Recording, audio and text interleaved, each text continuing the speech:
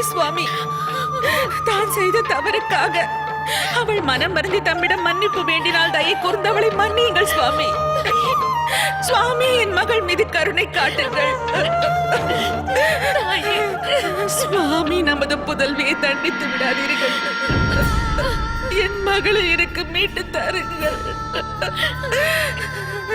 என் செல்வத்திற்கு இறுதி வாய்ப்பொன்று அழியுங்கள் சுவாமி. இனி ஒரு முறை அவள் தவறு இழைக்க மாட்டாள்.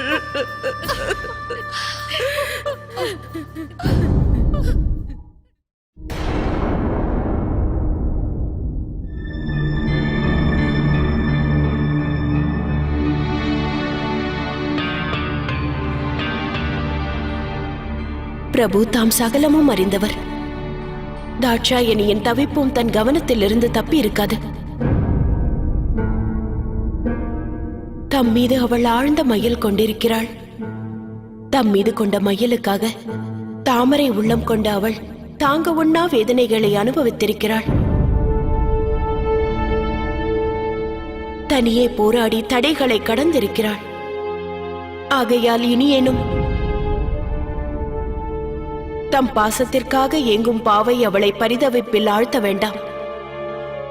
தன்னை கட்டுப்படுத்திய எல்லைகளை அவள் துணிந்து கடந்து வந்திருக்கிறாள். இனியும் அவளை சோதிக்காதீர்கள் பிரபு.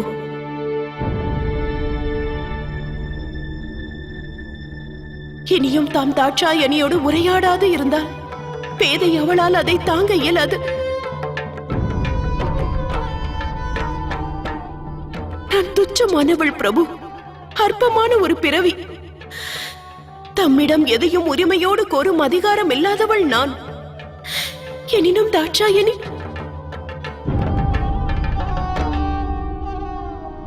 அவள் எனது புதல்விக்கு இணையானவள் பிரபு. அவள் படும் துன்பத்தை துர்பாகியசாலி என்னால் சகிக்க இயலவில்லை. ஒரே ஒரு முறை தமது துணைவியிடம் தாம் மனமுவந்து உரையாடுதல் இயலாதா?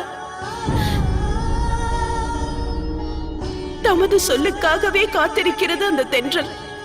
தன் தந்தை தனக்கு அளித்த சித்திரவதைகள் அனைத்தையும் தமக்காகவே ஏற்றாள். சொல்ல ஒண்ணா துயரத்தில் ஆழ்ந்தாள். அதற்கு பலனாக தன் கருணை பார்வையினை ஓர் முறை அவள் மேல் பதிக்க இயலாதா?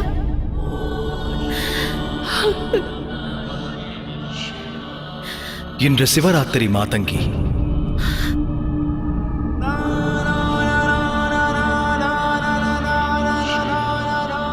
இன்று பக்தர்கள் தம் சித்தத்தில் வேண்டுவதை நிறைவேற்றுவான் இந்த பித்தன். தாட்சாயணியை நாடிச் செல்கிறேன். நீ எண்ணியது ஈடேறும்.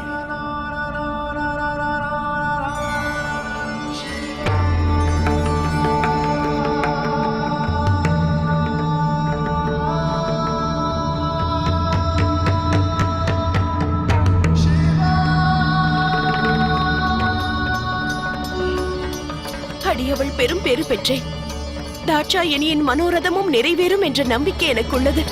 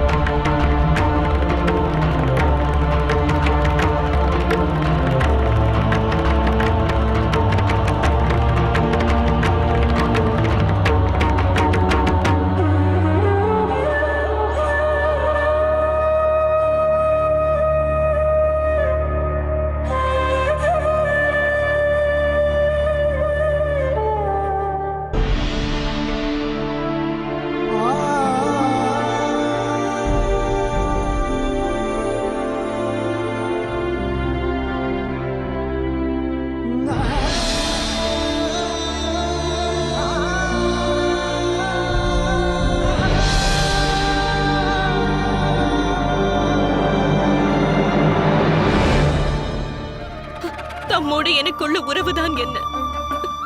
தம்மை நோக்கி நான் கவர்ந்தெழுக்கப்படுவதின் காரணம் அறியாமல் தவித்தேன்.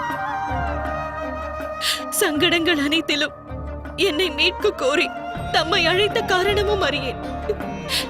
என் கனவுகளை தாம் ஆக்கிரமித்த காரணத்தையும் நான் உணரவில்லை. என் உள்ளமானது தம்மை விடுவிக்க மறுத்தது. தம்மை நான் பிரிந்திருக்கும் வேதனையை காட்டிலும் சிருஷ்டியில் உள்ள மற்ற துன்பங்கள் எனக்கு துச்சமாயின. ஏனெனில் சத்தியத்தை நான் அறியாதிருந்தேன்.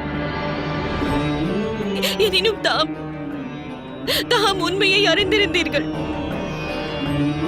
நான் தமது பத்தினி என்பதை தாம் உணர்ந்திருந்தீர்கள்.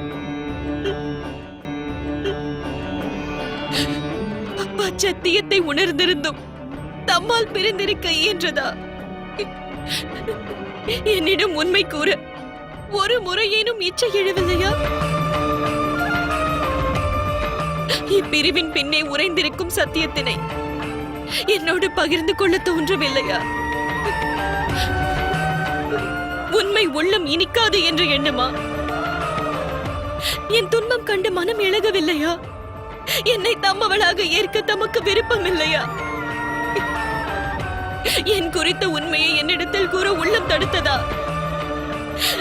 நம்மிடையே உள்ள உறவினை என்னிடம் கூற தடையாக எது இருந்ததென்று கூறுங்கள்.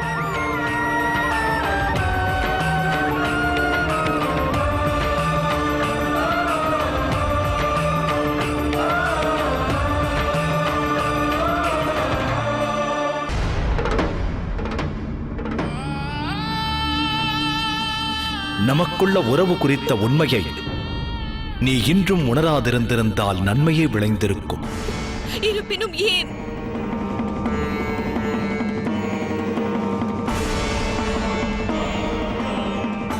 ஏனெனில் நாம் இணைவது சாத்தியமல்ல.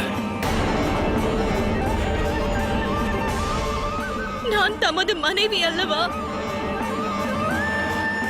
அதை தாம் மறுக்க இயலாது. பின்பு ஏன் சாத்தியமாகாது? இல்லையேல் என்னை உரியவளாக்கிக் கொள்ளும் எண்ணம் தமக்கு இல்லையா?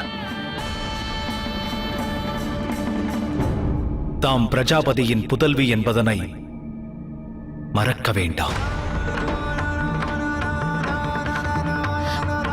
இதன் பொருள் என்ன?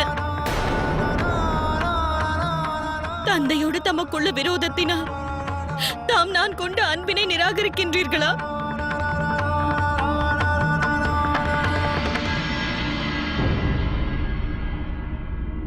இல்லை சதி, நான் சத்ருவற்றவன். தமது தந்தை உட்பட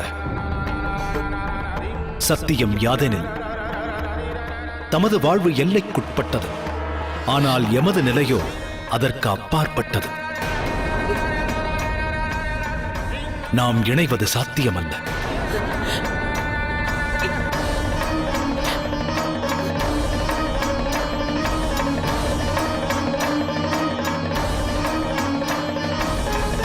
எத்தகைய எல்லை?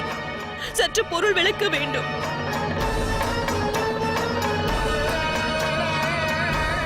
விளக்கம் வேண்டுமா? கூறுகிறேன்.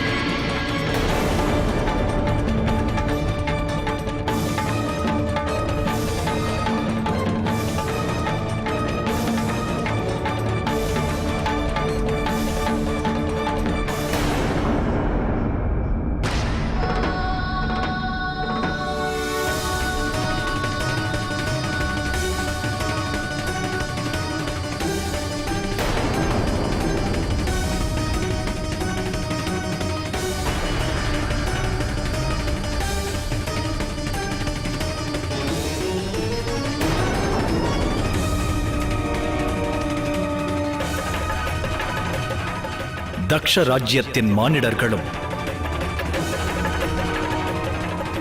தக்ஷனின் புதல்வியும்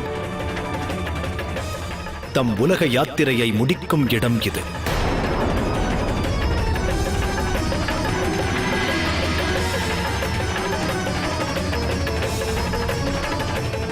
இங்கிருந்துதான் துவங்குகிறது எனது உலகம். இதுவே என் வாசஸ்தலம்.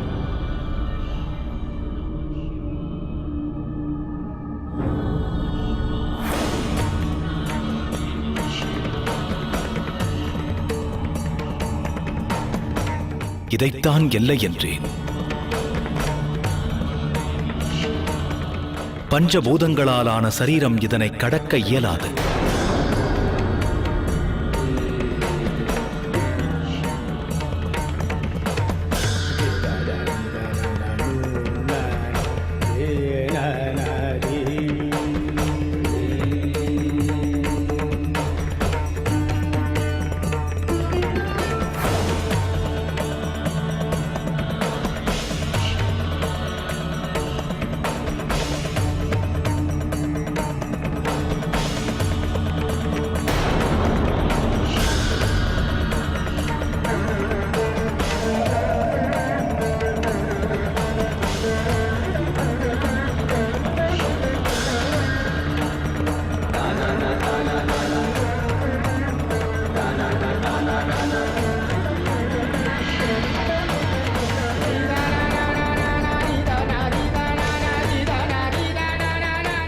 உனது எண்ணம் யாதாயினும் நீ இங்கு வசிக்க இயலாது.